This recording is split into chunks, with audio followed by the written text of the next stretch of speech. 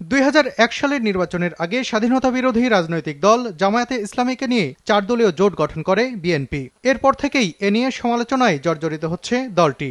বিভিন্ন সময়ে জামায়াতকে ছাড়ার বিষয়ে বিভিন্ন মহল থেকে চাপ এলেও তা বরাবরই এড়িয়ে গেছে বিএনপি। দলমত নির্বিশেষে সম্প্রতি গুলশানে জঙ্গি হামলার পর বিএনপি চেয়ারপারসন বেগম খালেদা জিয়া জাতীয় ঐক্য গড়ার ডাক দিলে আবারও সামনে আসে জামায়াত প্রসঙ্গ। এই ইস্যুতেই শুরুতেই হোঁচট খায় ঐক্য পরিকল্পনা। দলীয় ফোরাম ও জোটের বৈঠকেও বিষয়টি নিয়ে আলোচনা হয় গুরুত্ব সহকারে। বৈঠক করে বেগম জিয়াকে জামায়াতের সঙ্গত্যাগের তাগিদ দেন বিশিষ্টজনদের কেউ কেউ। তাদের পিতৃপুরুষরা অন্যায় করেছে, মুক্তিযুদ্ধের বিরোধিতা করেছে। দলের নীতি নির্ধারণী পর্যায়ের এই নেতা বলছেন, জাতীয় স্বার্থ বিবেচনায় যথার্থ সিদ্ধান্তই নেবে দল। অনেক রাজনৈতিক ব্যক্তিত্ব অতীত বলেছেন, এখনো আমাদেরকে বলছেন যে একটি রাজনৈতিক দলকে যদি আপনারা বাদ দেন তাহলে আমরা এই ব্যাপারে আপনাদের পাশে এসে দাঁড়াবো। যেহেতু দাবি উঠেছে, সিদ্ধান্তটা তো আমাদেরকে নিতে হবে। অপরদিকে বিষয়টি নিয়ে সজাগ 20 দলীয় জোটের শরিক অন্য দলগুলোর নেতারাও। জামায়াতকে নিষিদ্ধ না করায় সরকারের সমালোচনাও করেন এই নেতা।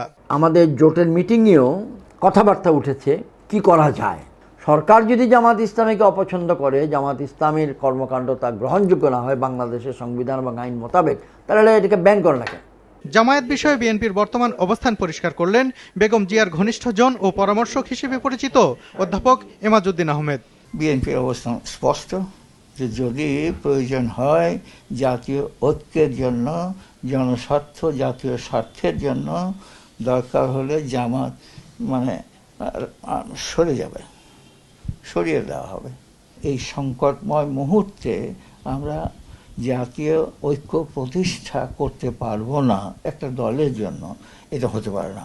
পরিস্থিতি বিবেচনায় জামায়াতকে আগেভাগেই নিজে থেকে সরে দাঁড়ানোরও আহ্বান জানান এই রাষ্ট্রবিজ্ঞানী। এখন আর দরকার নেই তোমাদের সরে দাঁড়াও।